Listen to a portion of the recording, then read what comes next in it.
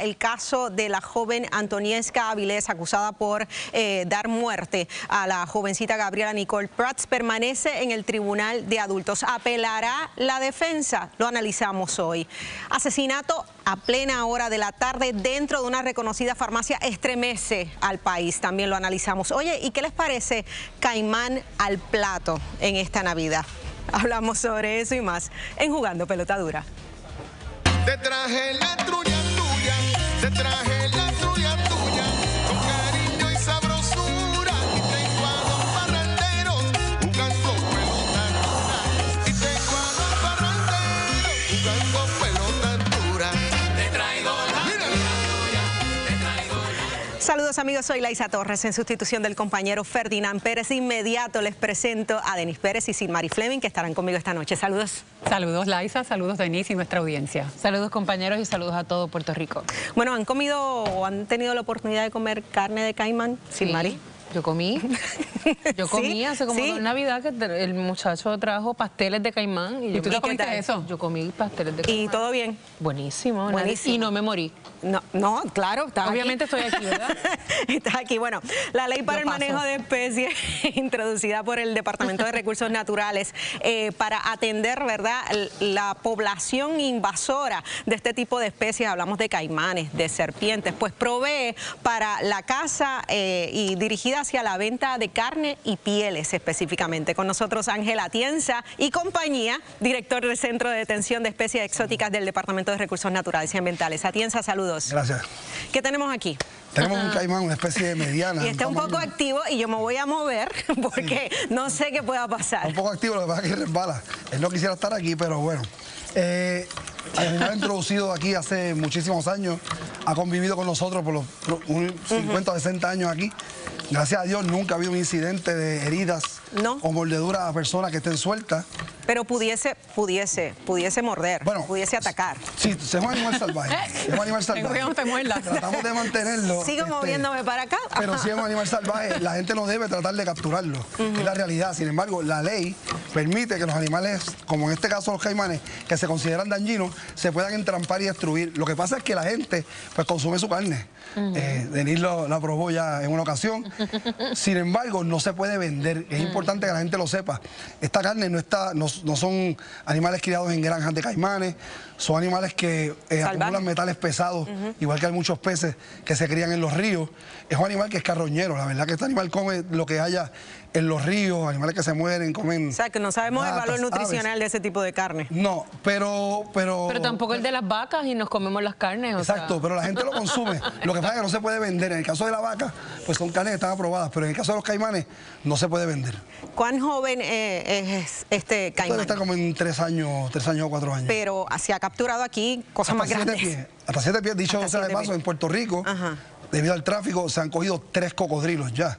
3. 3 cocodrilos, uno en el río Indio de Vega Baja, suelto, uno a una persona en Vega Baja y uno a una persona vendiéndolo en Plaza Las Américas. ¿Cuál es la diferencia entre un caimán y un cocodrilo? Muchas diferencias. En el caso de los caimanes llegan hasta 7 pies, los cocodrilos crecen mucho más. La posición de sus colmillos es diferente, la coloración es diferente y los cocodrilos tienden a ser más agresivos hacia el ser humano. El American Alligator, que es el que está en la Florida, si te fijas, hay muchos lugares cuando tú vas, dice que no los alimentes, porque se acostumbra a que la gente los alimente y si una persona cae al agua, pues obviamente piensa que es alimento. Por lo tanto, en Puerto Rico se le dice lo mismo a las personas. En Puerto Rico están establecidos estos animales desde hace muchos años. La población más grande es en la Laguna Tortuguero. Sin embargo, en el río La Plata, que nace por allá, por Guayama, por Calley, y muere en Dorado, es una población bastante alta de caimanes. Atienza la ley, ¿verdad?, que establece para la caza y destinado a la venta de carnes, pieles. ¿Realmente atiende la sobrepoblación de este tipo de especie en Puerto Rico? Este tipo de animal se ha capturado a través de muchos años. Es más, esa ley no ha empezado todavía, donde se van a comprar las pieles y la carne se va a exportar, no es para la venta en Puerto Rico. Sin embargo, en Puerto Rico se han mantenido las poblaciones bastante estables porque estos animales han sido prácticamente diseminados por la isla por la gente. La gente los compra en la Laguna Tortuguero, en algunos ríos de mascotas, y donde no lo había, la gente se cansa, lo libera, entonces han convertido este animal que ya habita en casi todos los cuerpos de agua. ¿Qué hacer si uno se encuentra con, además de gritar y salir corriendo? Primero que todo, no tratar de intervenir, no tratar de capturarlo.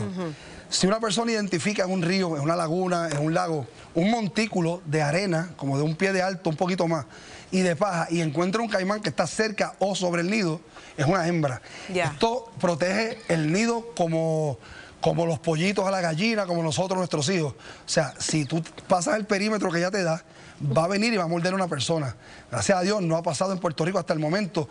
Las mordeduras de animales en Puerto Rico han sido a personas que las están manejando o manipulando, pero la realidad es que no ha habido mordedura a personas que se encuentren bañándose en un río o algo así. Atienza, la carne que ustedes dicen que se va a exportar, ¿a dónde es que se exporta esa carne? Porque si no se puede consumir, no puede consumirse. No, porque hay lugares en los Estados Unidos que sí se permite la venta de ella. Y es legal consumir su carne en los Estados Unidos, pero en Puerto Rico no. Aquí toda la carne tiene que estar aprobada por USDA. ¿Y allá no? Allá aparentemente, allá consumen carne de oso, de muchas cosas. Puede que haya unos permisos. Acuérdate que es también diferente de los estados. Los estados tienen sus diferentes leyes. Bueno, Atienza, gracias por la información y gracias por estar acá. Vamos a ver, no he probado pasteles de caimán, pero si Denis dice que son buenos. Sí, eran los muchachos estos que venían, que cazaban. Sí. Y exacto, y trajeron y yo me llevé uno y me lo comí con mucha tranquilidad. ¿Y te gustó? Me gustó. Y le gustó. Y no me morí. No, estamos claros con eso. Gracias. Por ahora. Pero eso fue hace 2 años. Pero tú no sabes cuándo va a ser el efecto. Mira la otra.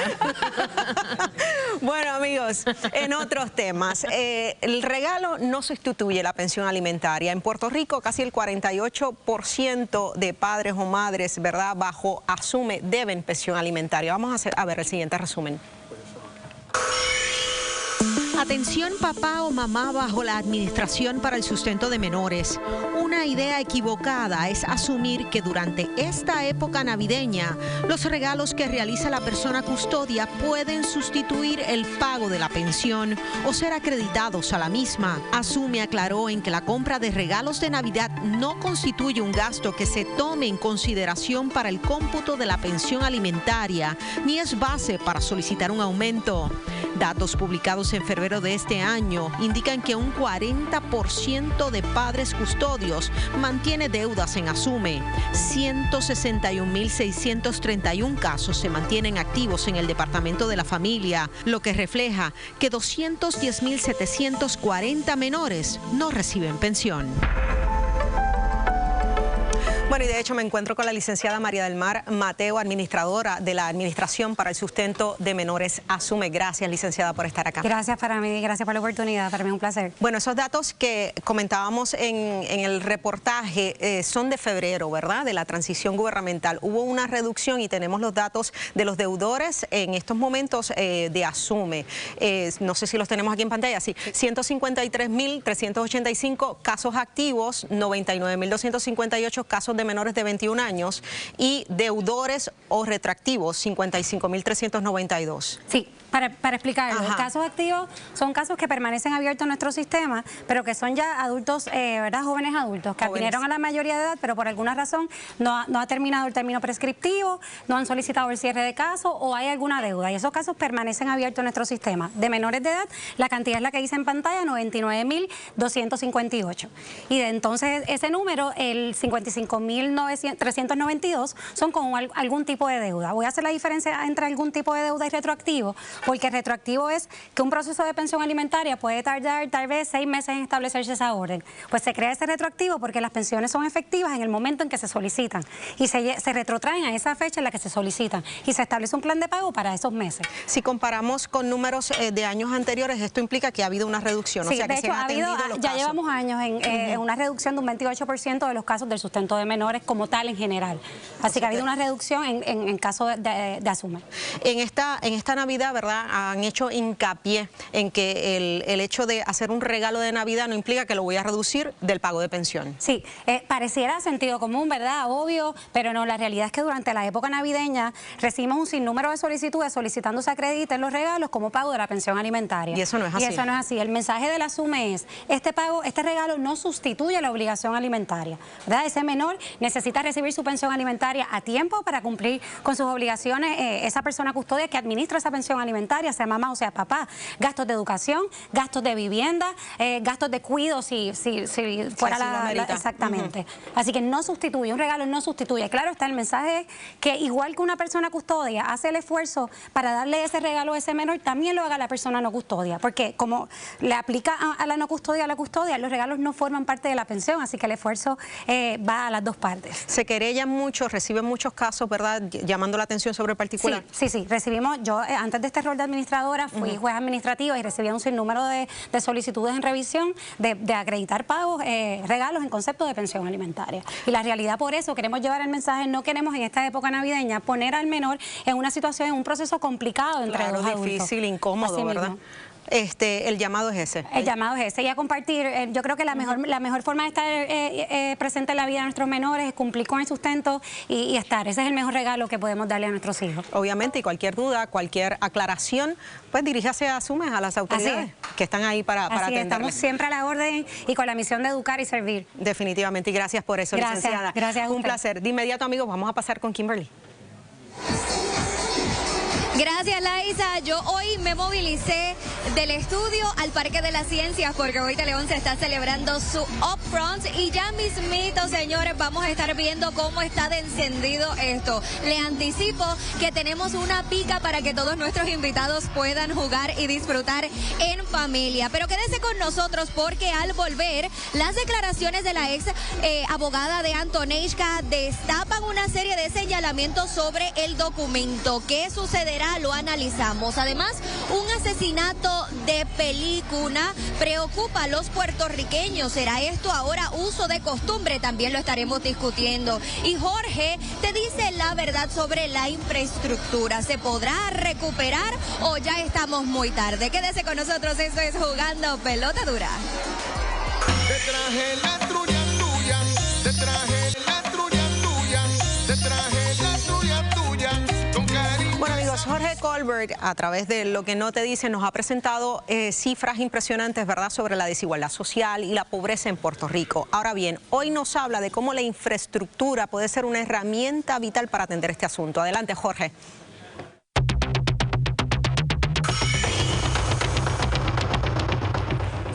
Así es, Laisa. El pasado domingo hubo una convención de la Sociedad Americana de Ingenieros aquí en Puerto Rico. Tuvimos la oportunidad de estar allí presente y ver una presentación sobre la situación de la infraestructura en Puerto Rico. Esta organización con sede en Estados Unidos y que tiene una sección aquí en Puerto Rico, cada cierto tiempo hace una evaluación del estado de la infraestructura en Puerto Rico. En Estados Unidos, que se hizo, igual que en Puerto Rico, la última ocasión, el 2019, la próxima es el año que viene. Y quiero poner en contexto para que sepan, hasta este momento, ¿verdad?, y se va a estar actualizando los números, cuál fue la evaluación en ese entonces y de qué estamos hablando de las muy particularmente de las situaciones que tiene nuestra infraestructura y cuántos de los problemas se han corregido y cuántos no. Miren las notas que sacamos en aquel momento, en 2019, obviamente, después del huracán María. En agua potable sacamos nota de D, en aguas usadas D+, en carreteras D-, en desperdicios sólidos D-, en energía F, en puentes D+, en puertos D, en represas D y en total la nota de Puerto Rico fue D-. Estados Unidos, que es la potencia mundial, sacó C-, así que no nos podemos quejar tanto, ¿verdad? La realidad es que hay unas situaciones muy particulares que se están dando en Puerto Rico. La respuesta principal o la causa principal, mire, es que por décadas el gobierno de Puerto Rico no separaba el dinero suficiente para el mantenimiento de la infraestructura. Estamos hablando, según esta asociación, que hay que invertir más allá de los fondos federales, cerca de 2.000 millones todos los años para tener la infraestructura al día. Fíjense en estos datos adicionales de este informe. ¿Cuáles son los retos particulares en el aeropuerto Luis Muñoz Marín? Esto está dentro del informe del cambio climático. Para el año 2050, el aumento del nivel del mar va a subir 3 pies. Eso significa que en la laguna Torrecilla va a poner la pista principal del aeropuerto de manera inservible porque el agua de la laguna va a entrar a la pista. Hay que remover esa pista y ya el gobierno de Puerto Rico está haciendo los planes para atender esta situación. En términos de energía, en el 2019, miren esto, había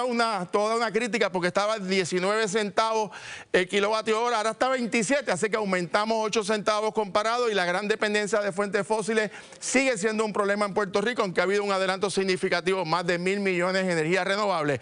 Puentes y carreteras, 81% de los puentes y carreteras en estado pobre y carreteras en más del estado 94%. Se han invertido fondos, todavía no es suficiente. Desperdicio sólido, 62% de nuestros vertederos no cumplen con las regulaciones federales. Eso continúa básicamente con la situación de igual manera, y en agua potable se pierde el 59% de los agua que se produce, y en los embalses el 55% de nuestros embalses es sedimento y por consiguiente la captación es menor.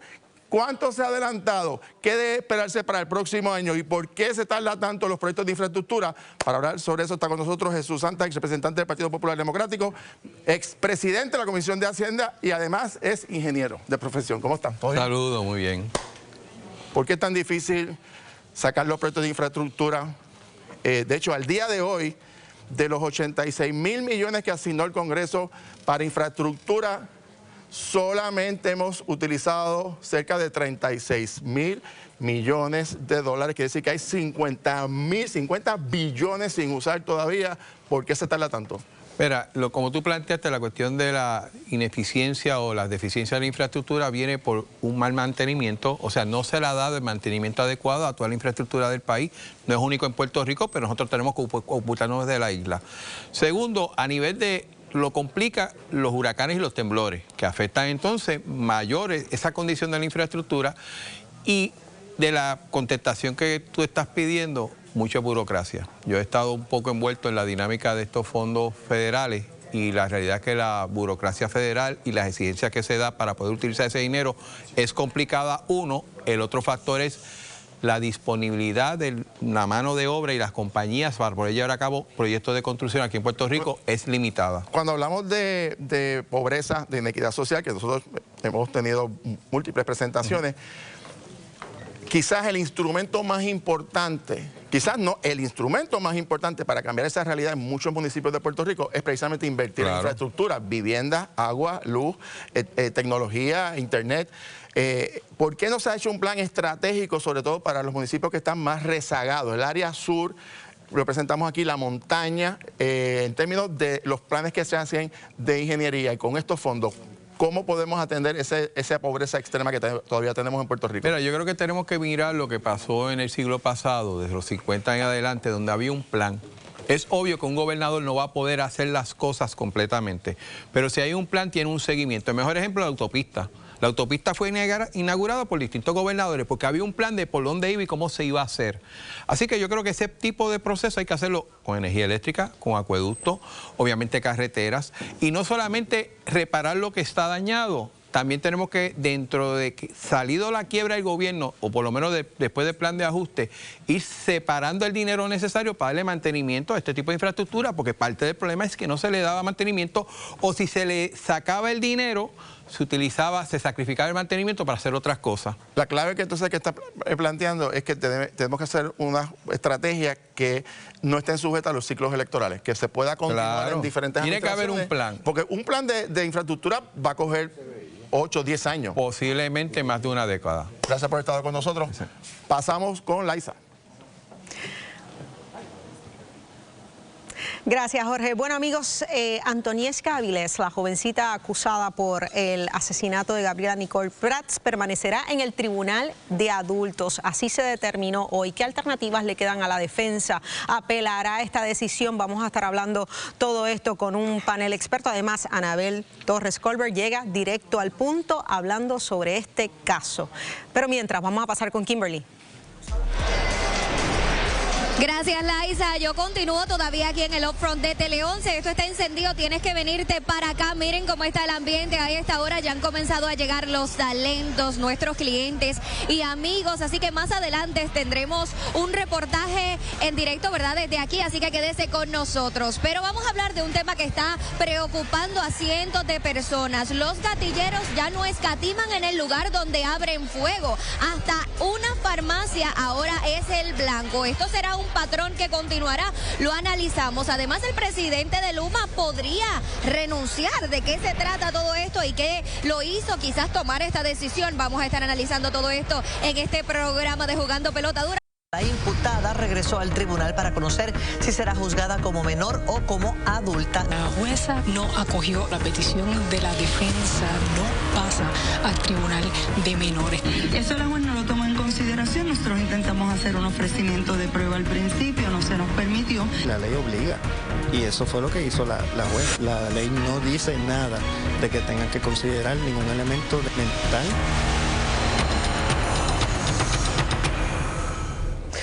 Bueno, y se trata de lo más reciente ocurrido en el caso del asesinato de la jovencita Gabriela Nicole Prats. La jueza no acogió la petición de la defensa de Antoniesca Avilés, que indicaba que su edad cronológica no iba a la par con su edad mental, y el caso se mantiene en el Tribunal de Adultos. Analizamos todo lo acontecido con nuestro panel legal, compuesto por la licenciada Janet Parra, quien también es exfiscal, el licenciado Joe Mercado y la licenciada Sarielis Rosado, ex jueza. Gracias a los tres nuevamente por estar acá. Buenas noches. Buenas noches. ¿Cómo evalúan, Parra, comenzando contigo, cómo evalúas la decisión que se tomó hoy?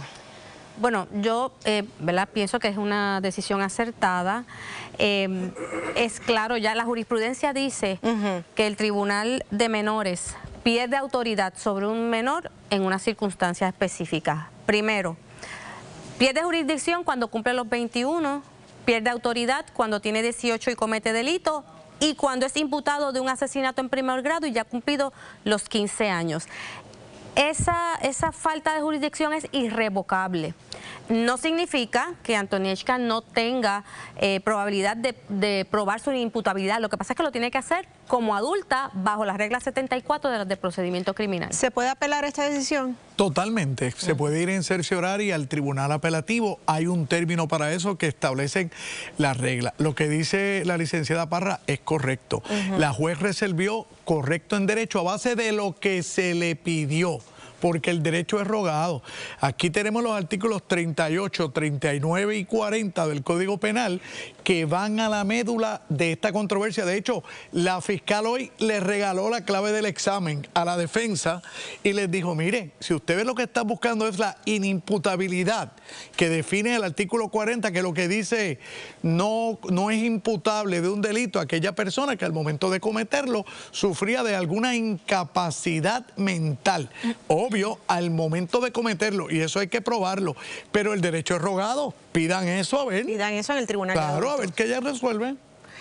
¿Cómo lo ves, Sarielis? Bueno, lo que pasa aquí es que la defensa inicialmente solicitó esto bajo la ley de menores, ese fue el ángulo que le dieron, estableciendo que la jurisdicción o autoridad del Tribunal de Menores va desde los 13 años hasta los 17, porque ya después de los 18 pues es adulto. Pero ¿qué ocurre? Estaban también planteando de alguna forma como si se estuviera tratando con una menor. ¿Y qué sucede?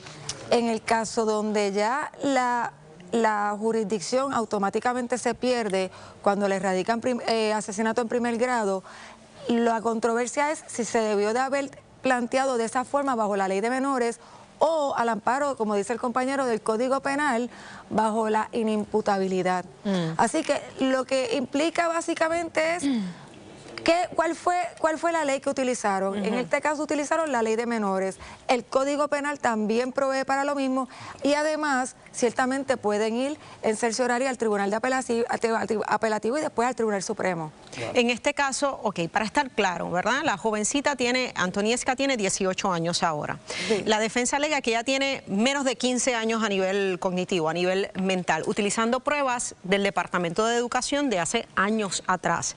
Si hubiese habido una evaluación reciente que indicaba eso mismo, ¿eso sí hubiese sido válido para solicitar que regrese el caso al Tribunal de Menores? Bueno, la última evaluación, según yo leí, fue del 2024 y eso también da pie para ver, porque esta evaluación es una evaluación psicoeducativa, que tiene que ver con la aptitud, con las destrezas de lectura, de matemática, de cómo la menor, ¿verdad?, está en aprovechamiento académico. No necesariamente yo entiendo que tiene que ver con pruebas forenses que establezcan que esta persona no está, ¿verdad?, ¿y por qué no se ha hecho eso? En la misma edad que la mental, o sea, que mental cronológico. Lo que pasa es que la licenciada tiene razón. Uno escoge sus batallas. Y obviamente para todos nosotros que estamos desde las gradas, es como el que ve el juego, es bien fácil decirlo. Yo, si tú me preguntas hoy, viéndolo a la luz de la totalidad de las circunstancias, no hubiera escogido esa vía de plantear que ella tiene efectivamente 10 años, 6 meses, a raíz de un informe de que ella es lenta en matemáticas, en ciencia. Era la inimputabilidad que tenía más probabilidad de prevalecer. Ahora no puede subir en cercioraria al apelativo a plantear eso porque no lo planteó en primera instancia. Eso sería un planteamiento nuevo. ¿Qué efecto podría tener los videos que salen de la joven cuando todavía no tenía los 18 años consumiendo alcohol? Lo que pasa es que eso es una totalidad, las circunstancias. El juez tiene que ver la totalidad de las circunstancias. Esa evidencia no se trajo tampoco en el día de hoy. No dejan de ser videos en las redes sociales. Pero una cosa es que tú tengas problemas educativos, de que no aprendas a la misma par que tus pares, y otra muy distinta es que tu capacidad sea la de una niña de 10 años. Son dos cosas completamente distintas. Denise. Esta mañana yo hablé con el secretario de corrección en Magic y él me confirma que como parte del plan que él le presentó al tribunal, ella está estudiando para sacar su 4º año. Entonces yo me pregunto, una persona que supuestamente tiene 10 años en términos psicoeducativos, está estudiando para el 4º año. Bueno, pero vamos a eso con calma. Hay estudiantes que están en salón contenido, que es lo conocido como educación especial, que no corren, al igual que la vertiente regular, y en efecto se gradúan de 4º año. Quizás teniendo que puede ser otro ritmo. Quizás teniendo otras lagunas y unos retrasos, unos retrasos particulares, pero se gradúan. Pero de ahí a la incapacidad mental... Son dos cosas completamente diferentes. Correcto. Ok, hay unos, obviamente, análisis y estudios que hay que hacer. Ayer comentamos, ¿verdad? Y ustedes estuvieron presentes sobre la publicación de este documento de agosto firmado por Antoniesca, que de alguna manera pudiese exonerar a su madre y a su hermana. Estuvo la primera abogada de la jovencita aquí, hizo unas expresiones. Hablamos de la licenciada Zulmaria Alberio. Vamos a escucharla. ¿Usted tenía conocimiento de este documento? Bueno, sí, yo estuve con Antoniesca. ¿Y por qué ese documento sale ahora? Bueno, porque el Ministerio Público no cumplió con su deber de entregarlo en el momento. Dar culpas a un cuarto que es la misma casa no es propio, porque el Estado es uno. ¿Quién llenó ese papel? Estaba la Policía de Puerto Rico en la cuestión de menores. Esa única línea en que dice mi mamá no tiene nada que ver ni mi hermana, ¿la escribió Antoniesca de su puño y letra o lo escribió el policía? En ese momento en que se da, porque fue bien atropellado, tengo que decirle que ya ha pasado tanto tiempo que no ya no recuerdo. Cuando usted dice que eso fue atropellado, ¿es que hubo algún tipo de presión? Bueno, lo que sucede es que había prisa por someter los cargos. Licenciada, ¿de quién es la firma en el documento?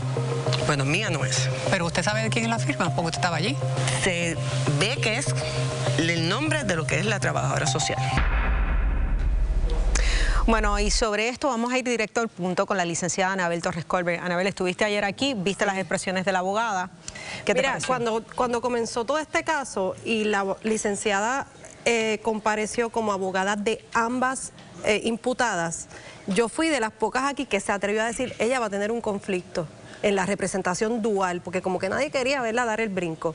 Y me parece que tanto sus expresiones ahora en este media tour que está haciendo como consecuencia del documento que se filtró, así como lo que sale hoy que reaccionan las abogadas de Antoniesca, demuestran precisamente por qué no podía estar compareciendo como abogada de ambas partes, porque hay un evidente conflicto. Mira lo que supone lo que ocurrió. En este documento aparentemente se establece que la menor, cuando todavía no había sido imputada el delito como tal, allí, frente al policía, con el departamento de la familia, con una trabajadora social y con ella como asesora legal, se incluye un vocabulario que a quien beneficia es a la otra clienta de ella de ese momento, que es la mamá. Por lo tanto, ¿a quién estaba representando la abogada en el momento que se llegó ese documento? Porque ella niega alegadamente que es su firma, pero aceptó que estuvo ahí y aceptó que eso fue lo que alegadamente Antoniesca dijo. Por lo tanto, ¿qué se estaba representando ahí? ¿El debido proceso de quién? ¿La representación correcta de quién? ¿O fue que a la menor la utilizaron para ayudar a la mamá porque ella era menor y después complicamos el asunto de la menor con inimputabilidad, con que no sabía lo que estaba haciendo, pero liberamos a la mamá?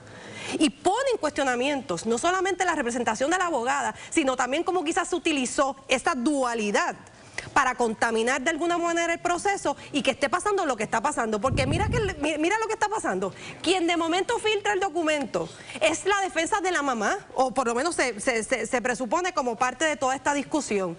¿Y qué vemos hoy que dice la abogada Antonieska? Mira, hay que ver el contexto de ese documento, obviamente levantando las manos porque no beneficia a su clienta, a quien beneficia es a la otra. Y cuando ella está planteando, y yo no voy a entrar en los asuntos legales, ni siquiera en que si es bueno o malo para el caso, allá lo que pasa en el procedimiento. Pero cuando tú tienes a la defensa de la menor, que defendiendo el proceso está diciendo la falta de capacidad de la menor o todos los argumentos, pues es obvio que hay una contradicción inmediata que ahora coloca a la abogada de la menor en un problema. Como la misma que tú estás diciendo que tiene un problema mental y una capacidad de 10 años, tiene la capacidad de decir una oración completa, ni mi mamá ni mi hermana estuvieron involucradas.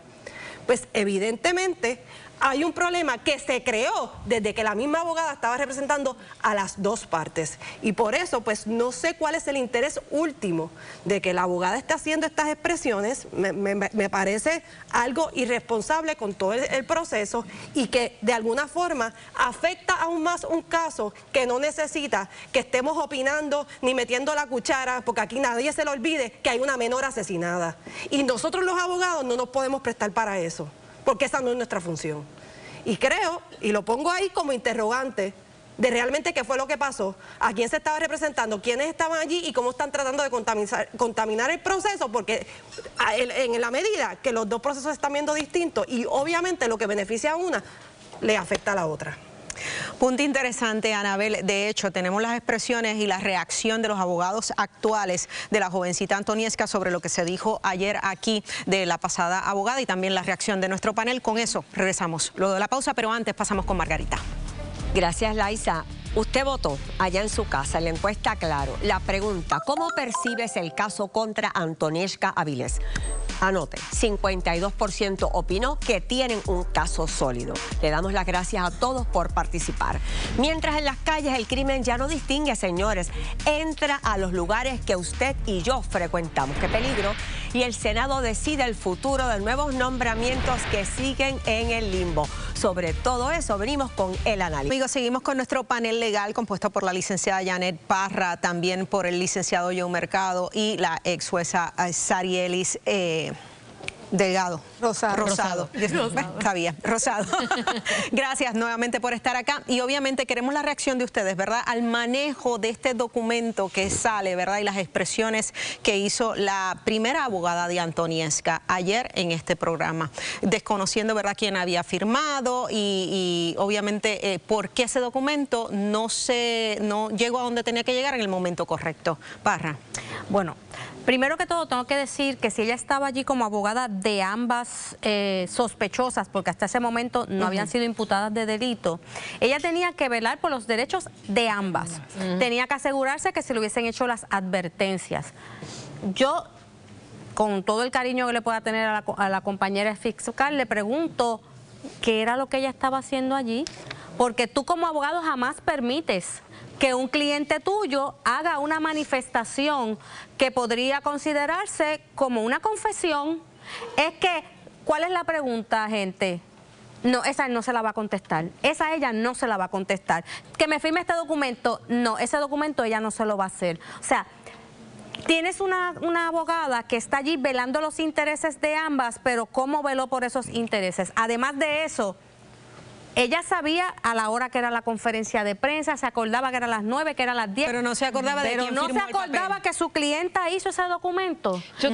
Que algo tan importante, es cierto, el fiscal tiene el deber de entregar ciertos documentos, pero cuando ella habló con la otra abogada, ella no se acordó de algo tan importante como decir que su clienta en un momento dijo que la mamá y la hermana no tenían nada que ver.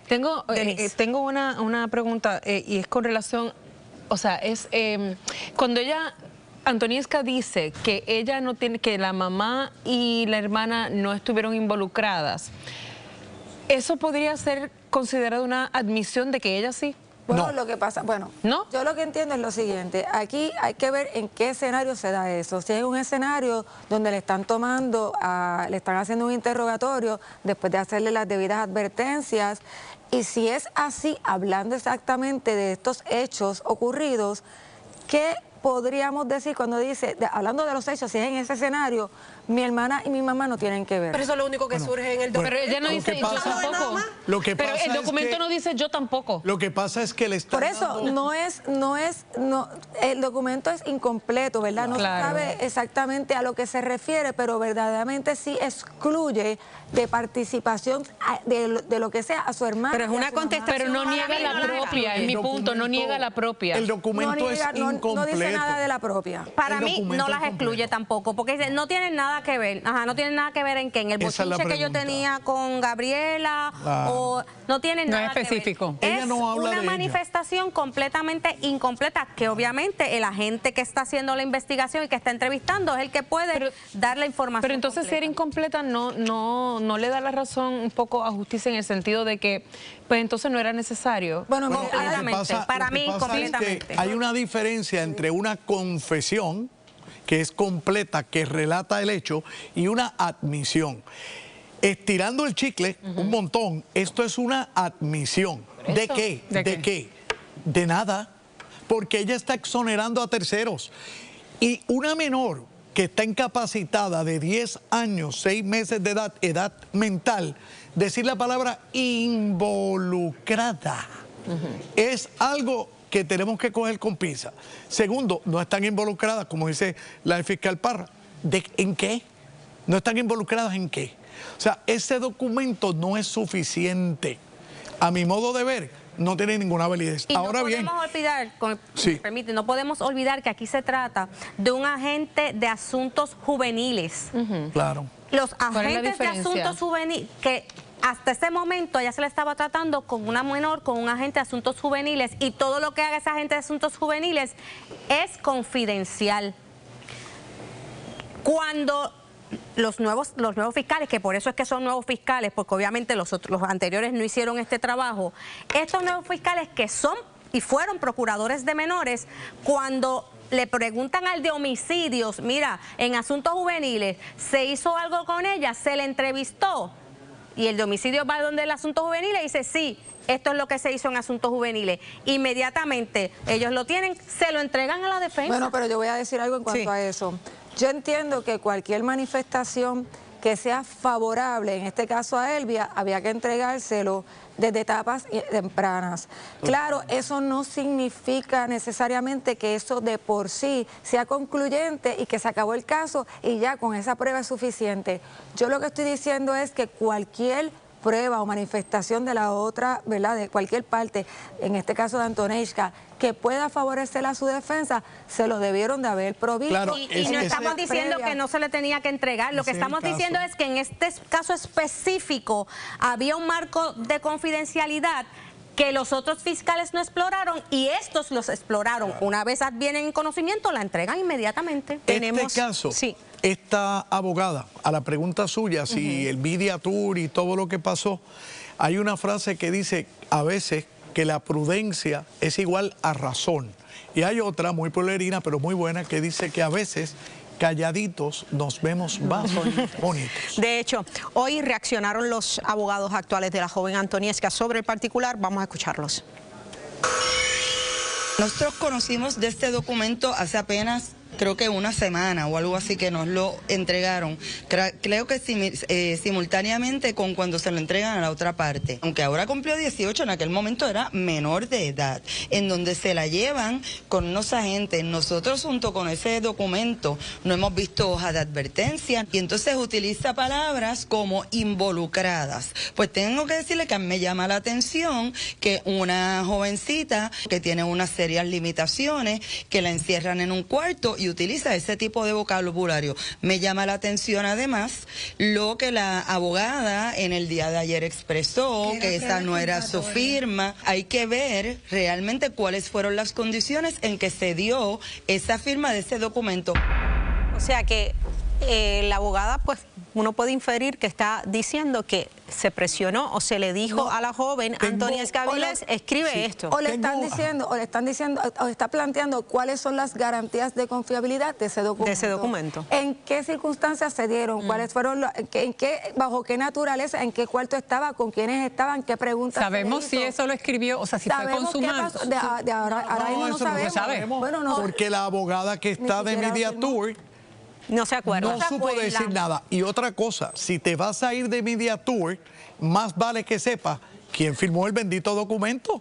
Y obviamente, ¿cómo es que no te preparas? Para las abogadas de Antonieshka, esto da el traste con toda su teoría de que Antonieshka no tiene la capacidad.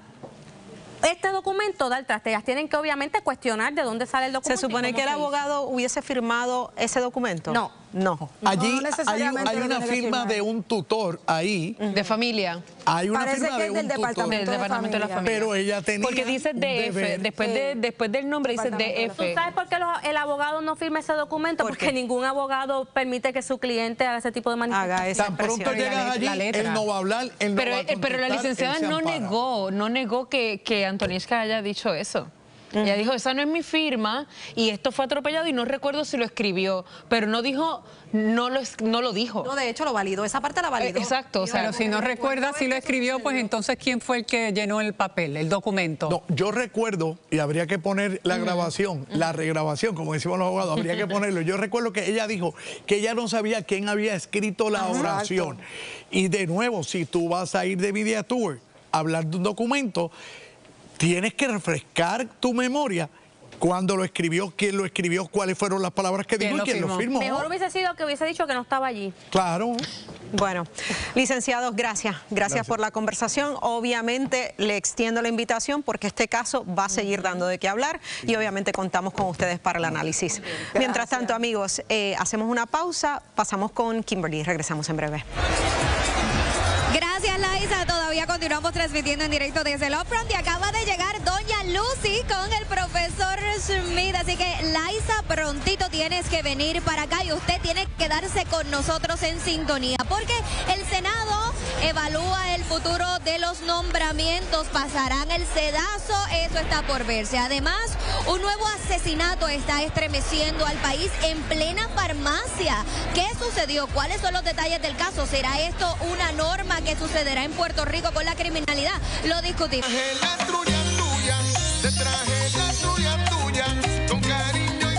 Muy buenas noches, amigos televidentes. Bienvenidos nuevamente aquí a Jugar Pelota Dura. Estoy en sustitución de Laisa Torres. Está en la actividad que ya ustedes han estado viendo a lo largo del programa. Y es que es nueva programación para Tele 11. Venimos con eso mañana.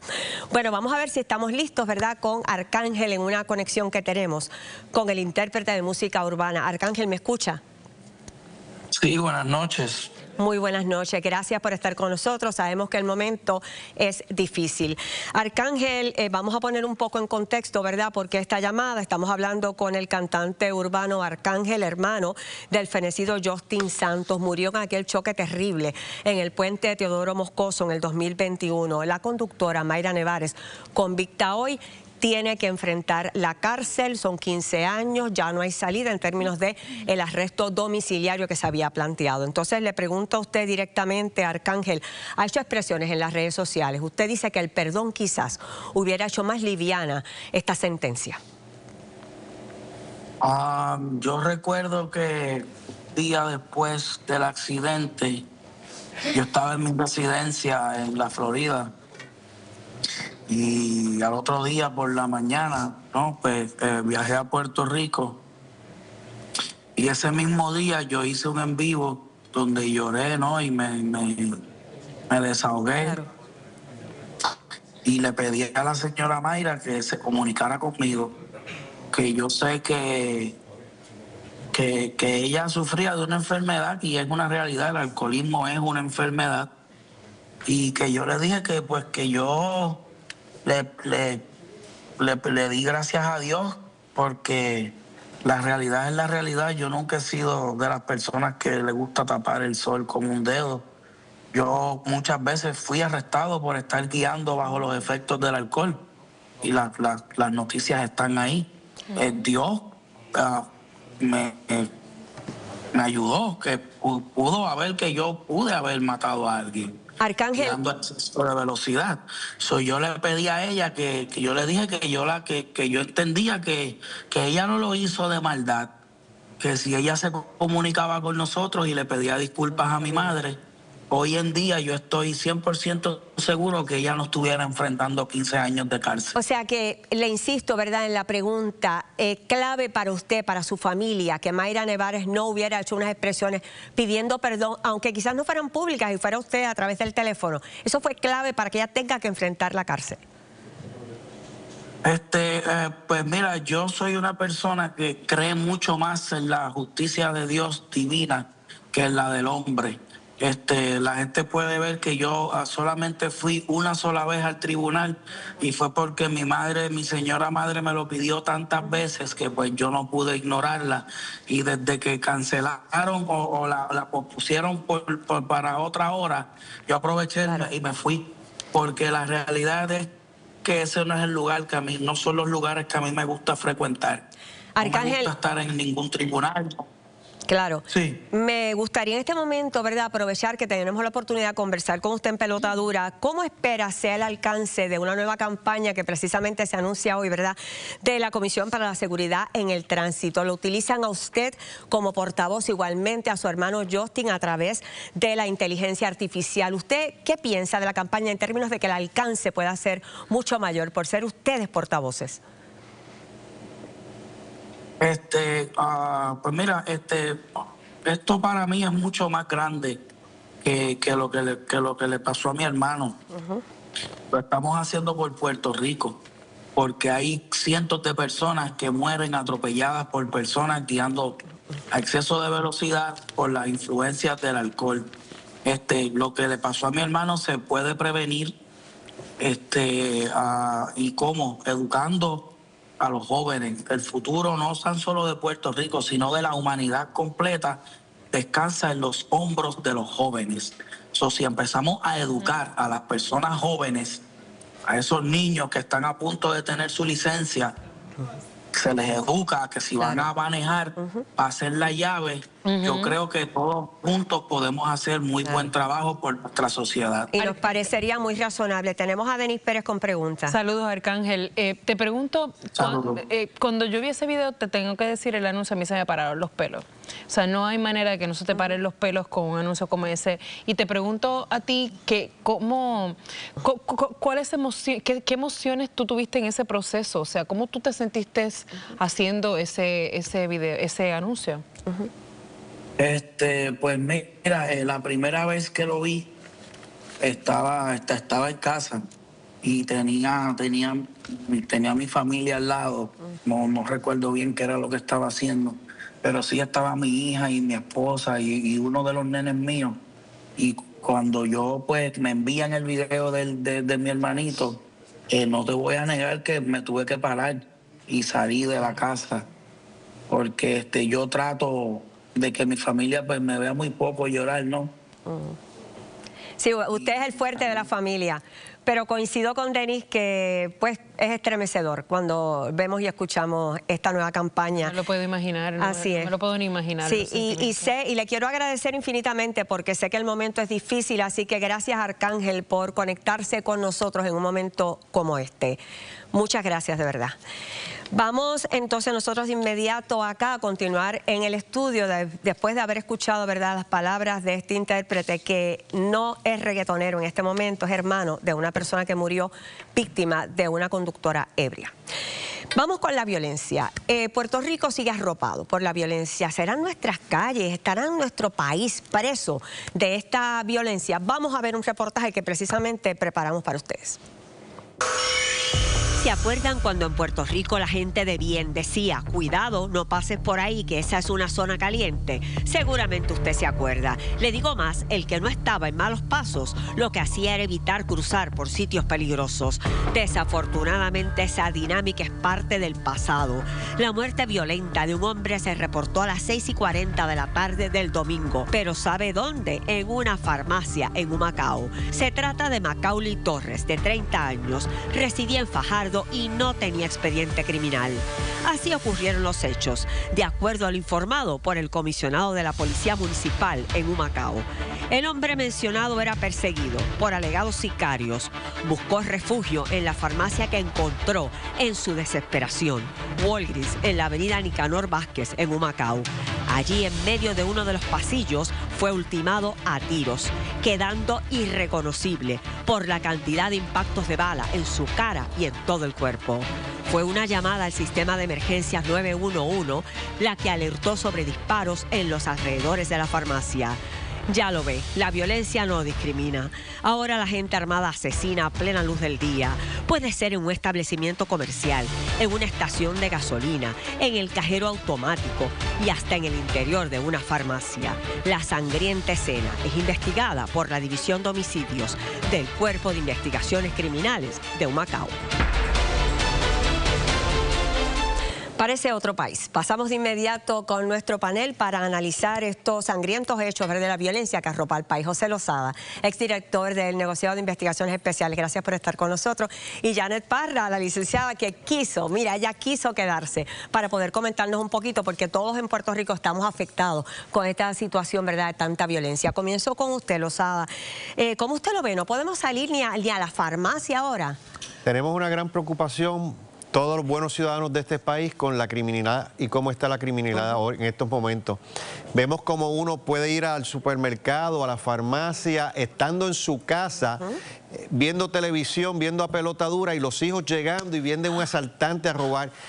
La criminalidad, y sumado a esto el hecho de que las personas tienen que protegerse a sí mismas y tomar las precauciones que siempre se toman.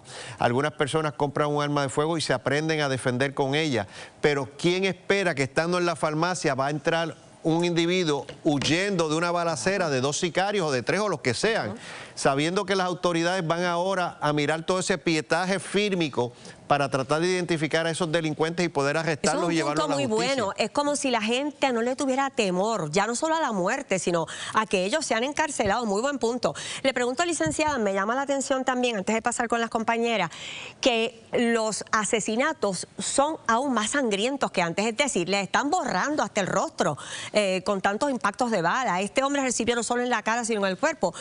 ¿Usted qué me dice? ¿Usted tiene esta misma percepción? Ese tipo de asesinato donde te borran la cara, tiene un mensaje. Es un mensaje, eso es una firma. Sin embargo, no tenía expediente criminal. El hecho de que tú no tengas expediente criminal no quiere decir que no estés activo, ¿verdad?, en el bajo mundo. Es que no te han cogido todavía. Eso es un mensaje claro. Obviamente las autoridades se enfrentan a una situación y es que los estilos del acecho, los estilos de los asesinatos han cambiado muchísimo. Obviamente estas personas saben que ahí tiene que haber cámaras de seguridad. Claro. No les importa. Qué raro eso.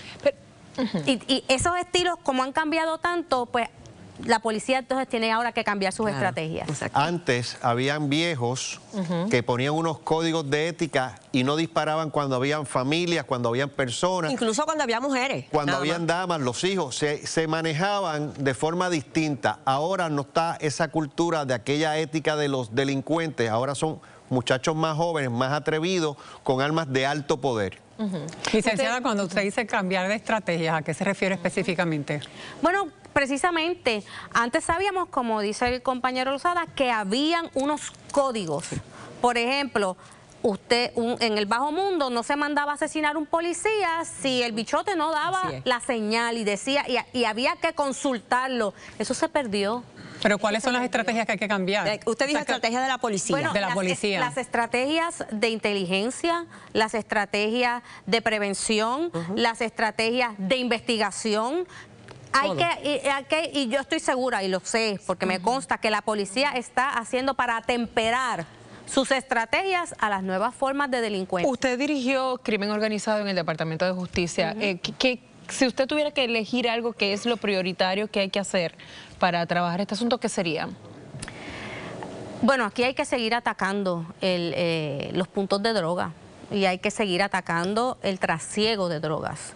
La mayoría de estos asesinatos están relacionados al trasiego de drogas. Sin embargo, hay gente que sostiene que, y yo obviamente estoy a favor de que se elimine la droga, pero hay gente que sostiene que atacar el punto de droga crea más violencia. Y que en 2 minutos está el nuevo jefe del punto de droga. Bueno, en el punto de droga lo que está son los tiradores. El bichote está en la casa. Usted arresta un tirador y 3 compradores, y el próximo turno hay otro tirador y vienen más compradores. Las estrategias tienen que ir dirigidas a las cabezas. Sí, a que no solamente caigan los que llamamos en la calle los infelices, que son los que están, ¿verdad?, llevando y trayendo la droga, pero no las cabezas grandes. Tenemos un segundo nada más, es que tenemos, ¿verdad?, mediante Zoom, estamos conectados en este momento con el teniente Josué Vázquez, adscrito al CIC de Humacao. Vázquez, muy buenas noches, ¿me escucha? Buenas noches, ¿me escuchan bien? Claro que sí, perfectamente. Gracias, teniente, por estar con nosotros. ¿Tiene alguna otra información de este tema que estamos hablando, de este asesinato que se dio a las 6:40 de la tarde del domingo y en el pasillo de una farmacia? Bien, sí continuamos con la investigación bien activa desde esa tarde-noche. Hemos estado tanto identificando las cámaras del establecimiento como lugares aledaños, recopilando lo que es la evidencia fílmica mediante supina. Y una vez traemos, pues tengo un equipo que está yendo evidencia fílmica y otro equipo de trabajo que están analizando las mismas. Teniente, le pregunto, justamente aquí en el estudio, en la discusión con nuestros compañeros y los abogados, sale a relucir que ciertamente es que ya entonces estos delincuentes, los maleantes, no le tienen miedo ni incluso a las cámaras que los están filmando. O sea, ¿ustedes han notado esto? Por supuesto que sí, inclusive le han mostrado un claro menosprecio ante la vida, porque sabiendo la cantidad de civiles que hay ahí que no tienen que ver nada pues con la situación de la que ellos están pues bregando en la calle, pues no les importa, disparan a mansalva sin importar a quién puedan herir. Teniente, de la información que usted tiene, ya que se han visto las cámaras, los videos de las cámaras de seguridad, finalmente la persona fue tiroteada en el estacionamiento o fue tiroteada ya entrando. Bien, una vez el joven hace su compra, cuando se dirige a su vehículo, que está llegando a su vehículo, ahí es que estos 2 individuos se le acercan, comienzan a dispararle. Él sale corriendo, tratando de proteger su vida. Y vuelve a entrar. Entra al establecimiento y ellos continúan disparándole. Pero fue en el estacionamiento donde le dispararon. Comienza en el estacionamiento, él comienza a correr para proteger su vida, y cuando entra al establecimiento, ellos siguen detrás de él y lo logran alcanzar en uno de los pasillos. O sea que sí lo tirotearon también dentro del establecimiento. Sí. En términos de cuántas personas ustedes han podido ver que habían haciendo los disparos en ese evento, ¿cuántas personas se sabe? 2 personas. Y le pregunto, teniente, aprovecho para si me puede arrojar luz en esto, ¿está confirmado de alguna manera que tenga que ver con trasiego de drogas? Bien, no descartamos nada en la investigación. Sabes que ayer en la tarde, casi noche, fue identificado oficialmente el joven como Macaulay Torres, de 30 años. Y ya, aunque teníamos el nombre previo, pero estaban esperando una certificación oficial de forense por las condiciones que había quedado del cuerpo. Pero nunca descartamos nada. Por el tipo de escena que tenemos, no descarto que sea por narcotráfico. Muchísimas gracias por acompañarnos en esta noche. Ciertamente tenemos un poco más claro, ¿verdad?, el caso. Vamos entonces a darle las gracias a mi panel que está en el estudio. Aquí, gracias por estar con nosotros. Hacemos una cortita pausa. Seguimos con Kimberly desde el Parque de las Ciencias. Adelante, Kimberly. Gracias, Margarita. En efecto, todavía continuamos transmitiendo en directo. Y mira quién acaba de llegar. Georgie Navarro está aquí, prendita. Por ahí está Chalimar. Y los talentos siguen llegando. Alexandra Lúgaro. Esto está repleto de los talentos de Tele 11. Así que seguimos celebrando lo nuevo de Tele 11 para el 2026. Y usted quédese con nosotros, porque mientras el Senado sigue estancado con los nombramientos, parece que el presidente de Luma, mire, podría renunciar. ¿Qué significaría eso para el país? Bueno, nosotros lo analizamos.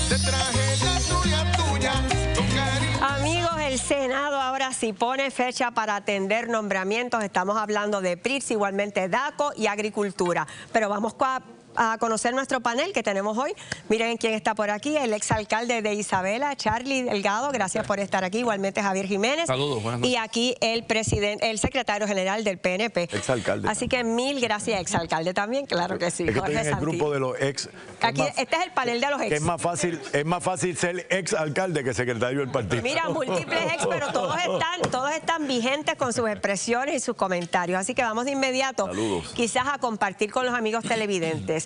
En efecto, sí se han hecho, ¿verdad?, unos nombramientos. Miren, aquí los tenemos. Irving Rodríguez para secretario de Agricultura. Aquí está la pantalla. Igualmente Irán Torres como secretario de DACO después de la explosión del viernes pasado con la destitución de la licenciada Valerie Rodríguez. Y aquí tenemos a Poincaré Díaz como director ejecutivo de PRITS. Esto se va a estar viendo el próximo 8 de enero y tienen hasta el 12, es lo que tengo entendido, para tener una confirmación.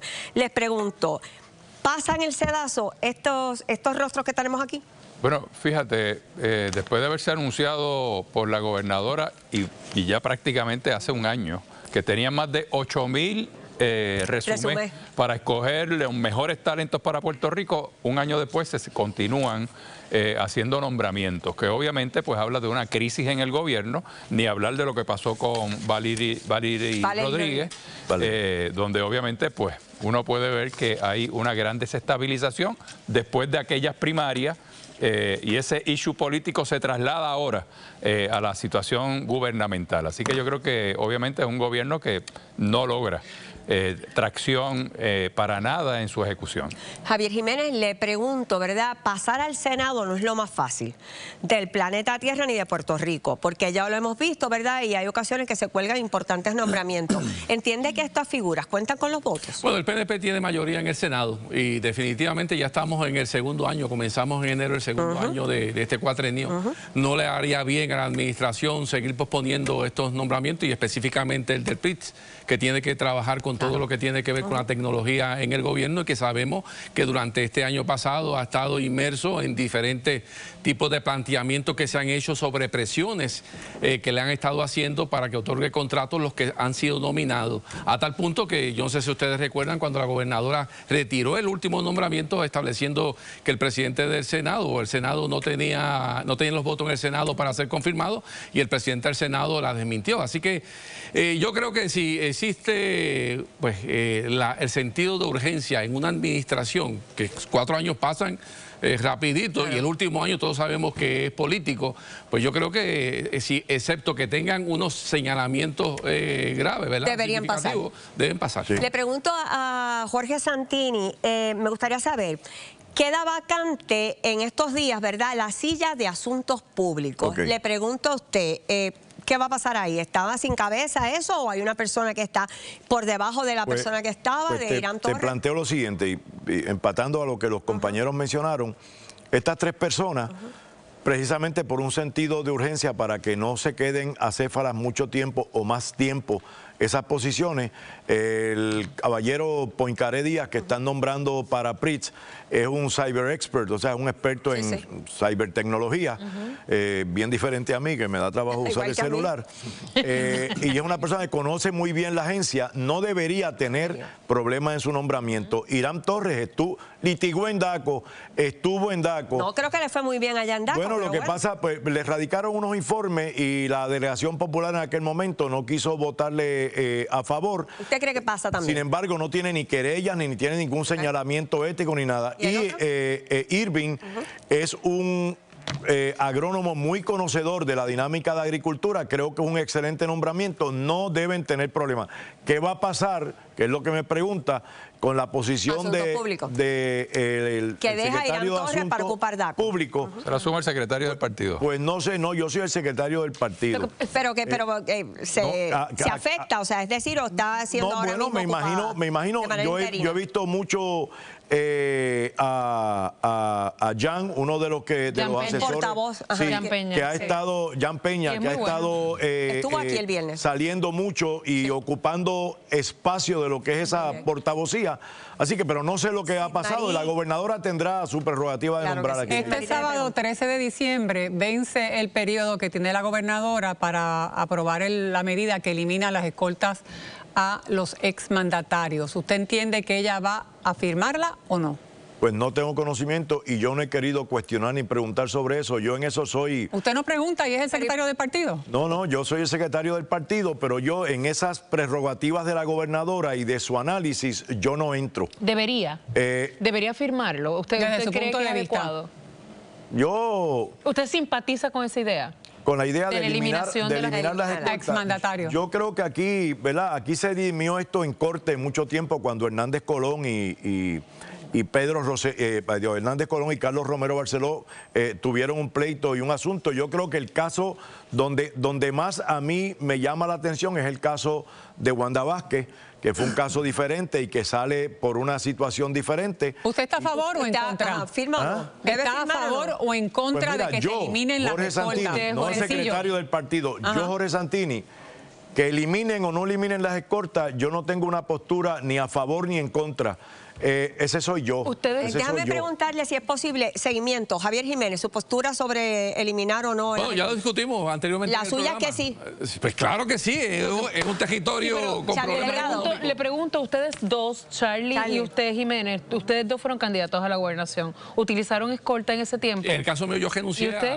Yo lo utilicé. ¿Usted lo utilizó? Pero ¿Y está a favor de que la eliminen ahora? Sí, definitivamente. Yo creo que eso es un gasto que el país no puede soportarlo. Tenemos 800 policías que se jubilaron en este año de diferentes determinaciones, así que yo creo que esos son agentes que deben estar en la calle haciendo la labor. Y yo creo que el atentado más grande que hubo en Puerto Rico, un huevazo, fue el huevazo con Fortuna. Claro, aquí no hay grandes atentados afortunadamente. Y no hubo desayuno como consecuencia de ese huevazo, pero yo creo que también hay que ver personas como los gobernantes se exponen a tomar decisiones que pueden inflamar por un lado, aunque puedan agradar a otros. Y me parece que tienen que pensar en la seguridad de ellos mientras ocupan el cargo y luego de ocuparlo. Yo lo pienso así. En Puerto Rico no hay dinero.